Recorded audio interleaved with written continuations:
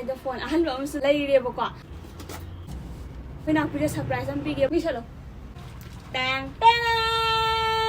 tang dangi ngatane mayamna aigi video mayek sengde video mayek sengde video mayek sengde video mayek sengde na haibado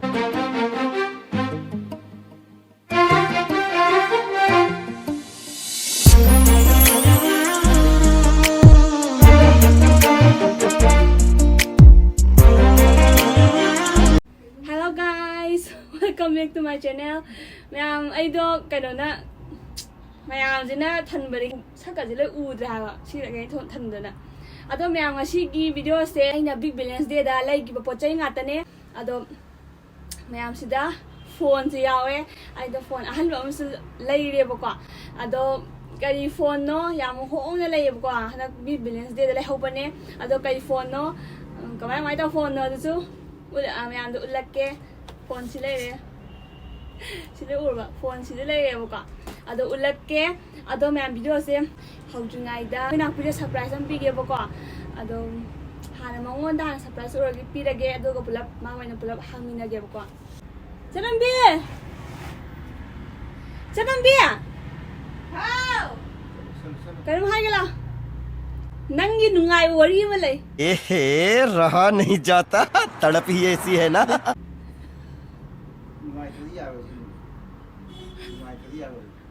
lao nंगी नुंगाई worry में ले ये lao ma'am video से मर थना ma'am हौजी festival मतम जु नक्सल ए अदुना ma'am fashion and style accessories ना अमु gift away पांथोक तो रेबको अदुई मतंग दा मैम को मागी पेज तो description दा लिंक हपम गे अदुदा मैम दुम चंगा मागी डिटेल्स तो येंबिरो हाइदि कमाइना गिफ्ट अवे तौबदो कमाइ तौदोइनो दो अदुगा मैम मोइगी स्माइना कॉम्बो से 160 रे हवे अदुना मैम न लव वंस दा गिफ्ट नु पिनिंग बा लेतारदी अदुम कस्टमाइज तौरगा पीबसु यारे अदुगा दुम कॉम्बो सिंबिरोसु यारे अदुगा मोइगी प्राइस टाइम अफोर्डेबल ओये अदुम 160 रे हवे हाइतारे कॉम्बो से अदुना मैम मोइगी से हाइबेटा हंगदो येंगसे वाह तु हाइदि पोटिंग से हाइदि यामनि क्यूट ओइबा पोट ngaतने बको नुपीसिना दुम ngaवदबा पोट ngaतने बा सेओ क्यूट ओइदोंग से अदैदि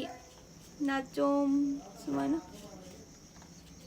साया नते स्माइल दि तौदबा ते दसु स्माइल लाइरे अदुगा इयरिंग लाइरे अदैदि लिप ग्लॉस लाइरे अदगी दुम मैम को माइगी मोइगी पेज तो डिस्क्रिप्शन हापमगे दुम मैम दुम चंग अपाम पाम येंबियो बको अदगी मैम क्वाइदि क्यूट ओइबा मैम उनके केंदर मचा जे मनंगा जे खुनुंग सिम तवे बको अदुगा अदुम मैम दुम चंगा माइगी पेज तो दुम मैम दुम चंगा अदुम चेक तौबिरो अदुगा दुम गिफ्ट अवे सु मैम पार्टिसिपेट तौबियो आइदि दिवाली गे मरी लेना मोइदो गिफ्ट अवे तौदोइने बको अदुना मैम पोसाइना क्यूट ओइबा सिंग ले वन स्टेप पिनिंग बा लेतारदि ma'am fashion and style accessories ता चंगा दुम मैम चेक आउट तौबियो वीडियो मखा तारसे लोरे सक्सी दिया तो हो गया इनाउ भी ने हगी दने अनबॉक्सिंग तौबिने से लावा ना तौबनिदा तौरसे कल मसे सिउ नुंगाइ बाइजे हगी तौबनिदा मिसलो नंगी सरप्राइज अमल ले सक्सी फजाय नफसलो मिसलो बा tang tang tang misil hang doy ai cái nó có hao được không? Xem tí là gì mà xôi nào bây giờ mẹ tí tìm bà nhỉ con? Thật là cái gì xí vô cái? ai biết cô ba ngầm cái can gì? Ai gì sao chúng chưa bị sao gì tân tân là nhiều ấy không? Đang là cái tàu đó. Phải có tàu. Wow, cái tàu ai? Ở đây ta cái nó mà tàu đi, cái nó mà gift gì thì không được xí cổ bờ xí nào? Khuôn khụt nào với coi. Mẹ nào vì căn là gì thật là với thìn đồ này mà gì? Thằng nào một cần nào cái này không? Cái nó yên ngon đang đi ngặt tên nè, đang đi ngặt tên nè. Nào sudah yên là cái đúng thôi. Boss có đôi kia này đó. Boss ꯇꯦꯕꯜꯁꯦ Sina big billion get away. I pay you them.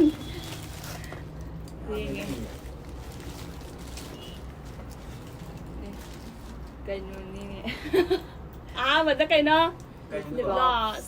Hay di mai machin de ma di kai gan le machin de yam na. Nung ti gi makeup to bagi hay di ma di kai di ma di cabin crew ge chapani na kom. Hay di training chapagi kom machin am kai gan le ba. Sina moisturizer. Ma na am to ina pa ma moisturizer. Moisturizer am Sina ba darka ta re ba hu si hay kai si ram jar ni. Ha ni mai si da cream ma u tai ni khang bo mi na te si. Ki ba ka si ku recti. Si ba. Yeah. Sekali ganti gym saya segar. Ay pangkal tu pakai. Kita namu tahu ni yang berarti angkal segar gitu.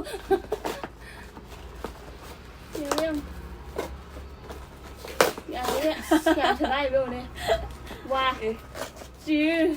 Kau Ji segar berarti. Sini belasan, nak sini lagi hari dah ni. Lagi ni lagi. Macam sini orang aku sini lagi tu lagi tu ni apa? Lagi. Ay naman surprise nanti kita buat. Mana yang wanda dia si blast gumas review na high kui dah ni ba. Ay na kay dogin na lagi belum sino ko ra manungai ti review eh. Ay mit nung di kay gi. Mit kislo yawa ba ni ba mazi. Macam ke boleh. Pamda ba. Mandam sih. Sudah ya, dah sih mesti lagi dah ni dah. Mandam. Sudah lo ay sudah na. Mit kikay gilo sudah. Terus saya akan ulit eh. 4, 5, 6, 7, 8, 9, 10. Berapa? Sini kay nong ujan no. Kong gitu kau. Sini kay nong di. Sini hay na mai nama ya nama jala. Na bra. Kong di. Macam tu selera.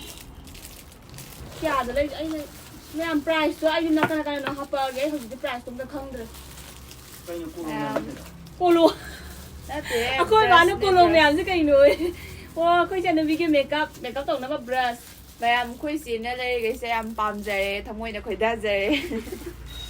Em kau pam mesti tay di sini pam hai di. Ay Si betul. yang kuin hire ba ni ba ni sui lagi to ni ba. Kau sini ni hang bra.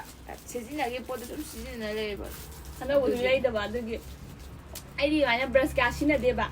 Ado ma hudi ka na sina to re ba ko. Ani lagi ba ni da. Pam jara ba. Pam jaya. Pam jara ba ngol jara ba khida jara ba.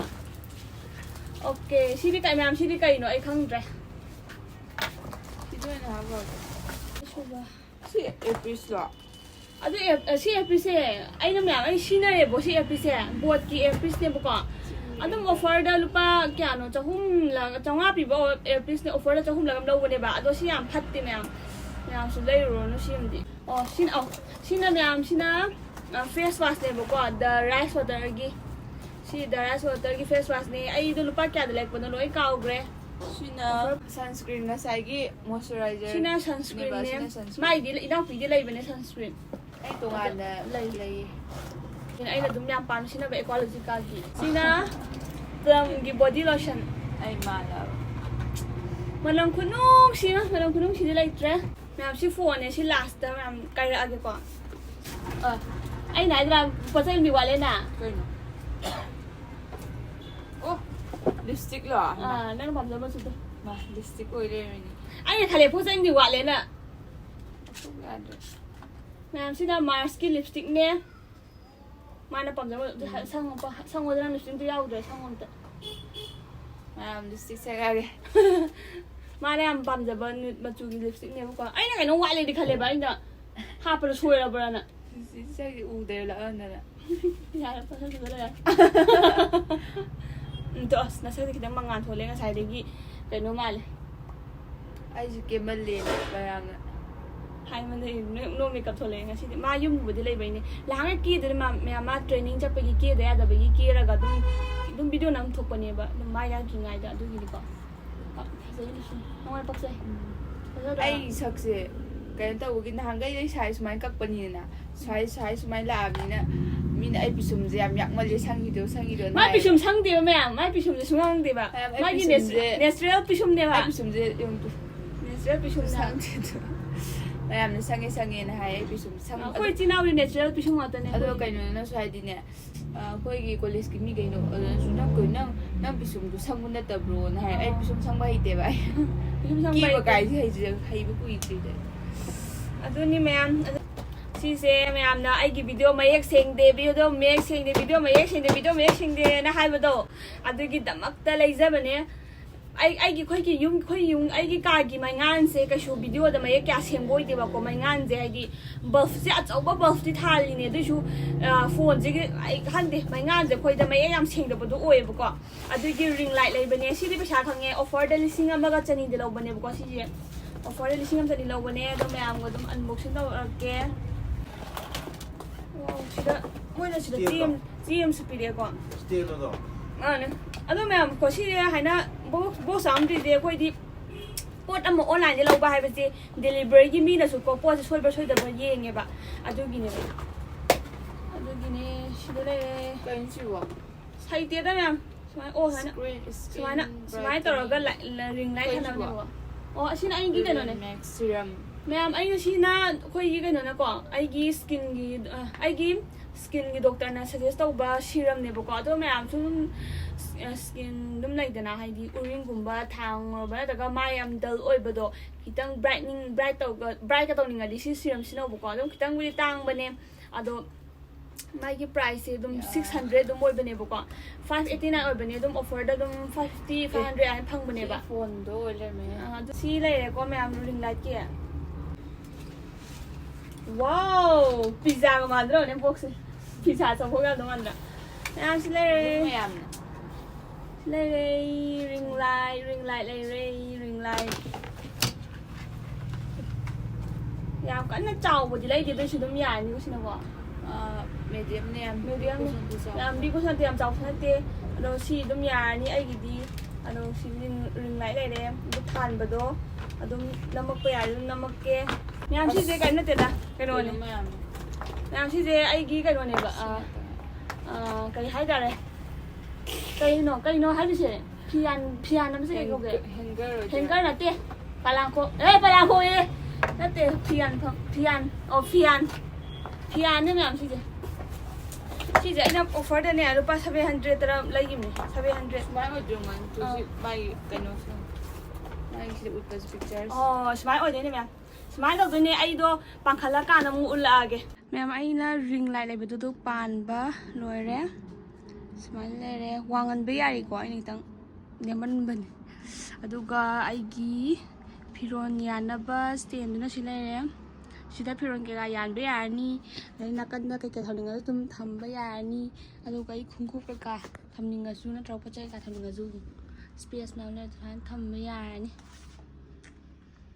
pamzare yam na chap chana lại ai ring light su ma khunga nam ni ring light ai đấy pamzare phone unboxing tawase ado phone ji ma'am kamai taw phone no har kan ko ai gi hana gi aina fiber Realme 7 phone do aina he prank call taw kan ma'am dum urangani du phone do pithokhraga exchange taw ni ba phone aman ba se pithoraga phone ahan ba lei bini ko sai go ina price ka details to sida phajana chaun ulage ko ma'am price to details to ga du ga phone exchange taw gi video du ma'am mati ma dum yeng biro ma'am si aina hana par phone do ne ba si je aina 5,100 da FlipKart ta yon thoi ne ba aduga phone anova launa ba si phone chahi mari ju sure do ko 4G jo ebagi tang upgrade taw bane cover ka su loi mangan da bi thamme ba adu su loi pukre phone anova si da lai re moi si da yeng sina screen nung kai ba khopra na yeng bane ba haidi mo chena na ba security ne ba moi ju hai moi mang da loi yeng hori ne ba mya yeng bi ramani access taw boy da do mine access taw du ne ba ko ai gi phone do moi na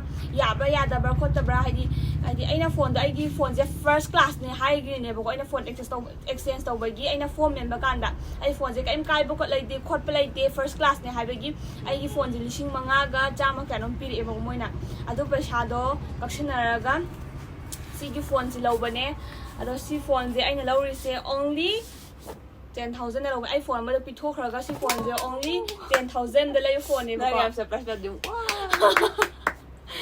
ado si maming se Oppo K12X 5G เนบก็ iPhone อำมา 5G ออยเดบก็ ꯑꯗꯨꯅ video ꯊꯥꯒꯠꯄꯒꯨꯝꯕ ꯀꯩꯅꯣꯒꯨꯝꯕ ꯀꯩꯅꯣꯝ ꯀꯩꯗꯧꯕ ꯀꯥꯟꯗ ꯍꯧꯖꯤꯛꯇꯤ 5G ꯅꯠꯇ꯭ꯔꯗꯤ ꯑꯝꯇ ꯄꯥꯏꯅꯗ꯭ꯔꯦꯗꯅ ꯑꯗꯨꯒꯤ ꯑꯩꯅ 5G ꯑꯃ ꯑꯞꯒ꯭ꯔꯦꯗ ꯇꯧꯒꯦꯅ ꯇꯧꯖꯕꯅꯦ ꯑꯗꯣ ꯃꯌꯥꯝ ꯁꯤꯒꯤ ꯄꯣꯠꯁꯤꯡ ꯂꯩꯔꯤꯁꯤꯡꯁꯦ ꯑꯩꯒꯤ ꯌꯨꯇ꯭ꯌꯨꯕꯇꯒꯤ ꯄꯩꯁꯥ ꯈꯔ ꯂꯥꯛꯆꯕꯒ ꯑꯗꯨꯒ ꯑꯩꯒꯤ ꯏꯁꯥꯒꯤ ꯑꯣꯏꯅ ꯑꯩꯅ ꯁꯦꯚꯤꯡ ꯇꯧꯕꯒ ꯌꯥꯟꯁꯟꯅꯔꯒ ꯂꯩꯕꯅꯦ ꯁꯤ ꯃꯌꯥꯝ ꯌꯨꯇ꯭ꯌꯨꯕ ꯄꯩꯁꯥꯅ ꯂꯩꯕꯗꯤ ꯀꯣꯟꯅꯕ ꯅꯠꯇꯦ ꯍꯥꯏꯗꯤ ꯌꯨꯇ꯭ꯌꯨꯕ ꯄꯩꯁꯥꯗꯤ ꯑꯗꯨꯝ ꯄꯣꯀꯦꯠ ꯃꯅꯤ ꯑꯗꯨꯝ ꯃꯌꯥꯝ ꯀꯣ ꯍꯥꯏꯗꯤ ꯅꯣꯡꯃꯗ ꯃꯨꯛꯕꯥꯡ ꯁꯦꯝꯕ ꯆꯥꯕ ꯁꯦꯝꯕ ꯄꯩꯁꯥꯗꯨꯒ ꯄꯥꯁꯟꯅꯔꯗꯤ ꯀꯩꯁꯨ ꯌꯥꯝꯅ ꯂꯥꯛꯄ ꯑꯣꯏꯗꯦ ꯍꯥꯏꯗꯤ ꯑꯩꯁꯦ ꯅꯧꯔꯤꯕꯅꯤꯅꯀꯣ ꯑꯩꯁꯦ ꯌꯨꯇ꯭ꯌꯨꯕꯇ ꯇꯧꯕꯗ ꯅꯧꯔꯤꯕꯅꯤꯅꯀꯣ ꯍꯥꯏꯗꯤ ꯅꯧꯔꯤꯕ ꯍꯥꯏꯕꯗꯤ ꯍꯥꯏꯗꯤ ꯁꯕꯁꯀ꯭ꯔꯥꯏꯕꯔ ꯍꯥꯏꯗꯤ ꯚ꯭ꯌꯨꯁꯇꯣ ꯃꯌꯥꯝ ꯀꯥꯕ ꯑꯣꯏꯗꯕꯅꯤꯅꯀꯣ ꯑꯗꯨꯝ ꯄꯣꯀꯦꯠ ꯃꯅꯤꯒꯨꯝꯕꯗꯒꯤ ꯍꯦꯟꯅ ꯂꯥꯛꯇꯦꯕꯀꯣ ꯑꯗꯣ ꯑꯩ ꯁꯦꯚꯤꯡꯗꯒꯤ ꯂꯩꯖꯕꯅꯦ ꯑꯗꯣ ꯐꯣꯟꯁꯤ ꯂꯩꯔꯦ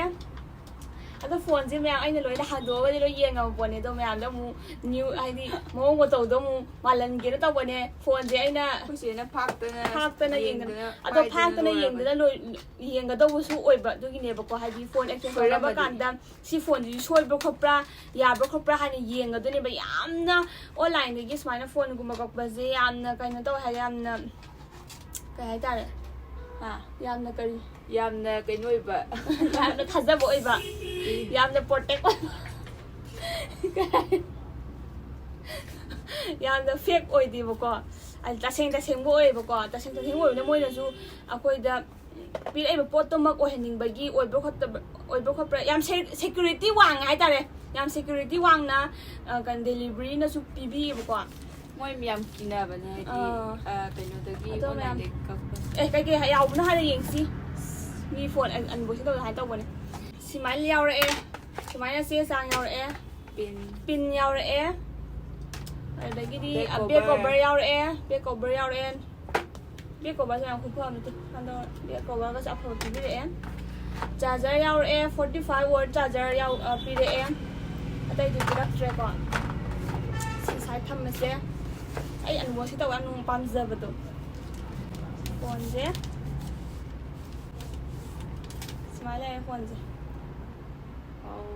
ꯃꯅꯤꯡ ꯎꯠꯂꯣ ꯃꯅꯤꯡꯗ ꯁꯨꯃꯥꯏꯅ ꯐꯖꯕꯅꯦ ꯃꯌꯥꯝ ꯁꯤ ꯐꯣꯟ ꯃꯅꯤꯡ ꯈꯨꯐꯖꯁꯦ only 10,000 ꯈꯛꯇꯅꯦꯕꯀꯣ ꯁꯤ ꯐꯣꯟꯁꯦ ꯑꯩ ꯐꯣꯟ ꯑꯃꯗ ꯄꯤꯈ꯭ꯔꯕꯨꯗꯤ 15,000 ꯁꯝꯊꯤꯡꯗꯤ ꯑꯣꯏꯅꯦꯕꯀꯣ ꯑꯗꯣ ꯃꯥꯒꯤ ꯁꯤꯒꯤ ꯐꯣꯟꯁꯦ ꯈ꯭ꯋꯥꯏꯗꯒꯤ ꯐꯕ ꯑꯃꯅ मागी स्टोरेज स्टे 256 नेबको आइन स्टोरेज की खलगा लैबनेबा सिगी फोन जे मसकसु याम फजबदो ओयबा तु मनिंगी बैग की खुबज सेमते